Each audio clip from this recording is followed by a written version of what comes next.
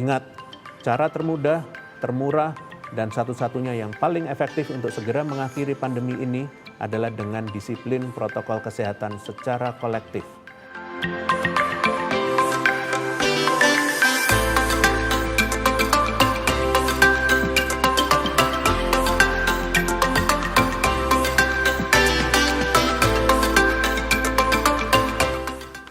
Selanjutnya, saya akan mencoba menjabarkan bagaimana sejauh ini respons pemerintah melakukan pengendalian COVID-19 sampai dengan saat ini.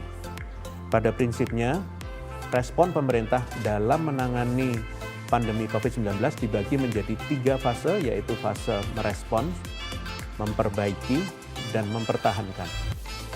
Fase utama, yaitu respon, dilakukan melalui penanganan pada sektor esensial dan melakukan adaptasi secara cepat sehingga mitigasi dampak pandemi dapat dilakukan dengan baik. Langkah ini selanjutnya diikuti dengan upaya perbaikan yang fokus pada penanganan dan adaptasi yang cepat serta mengantisipasi lonjakan kasus untuk secara bertahap melakukan normalisasi terhadap kondisi nasional dari dampak pandemi.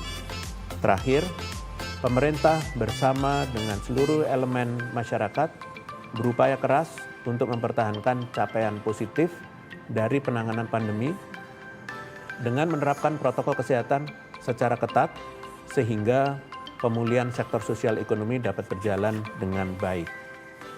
Adanya perbaikan kondisi COVID-19 di Indonesia ini tentunya patut kita syukuri, namun jangan sampai membuat kita lengah.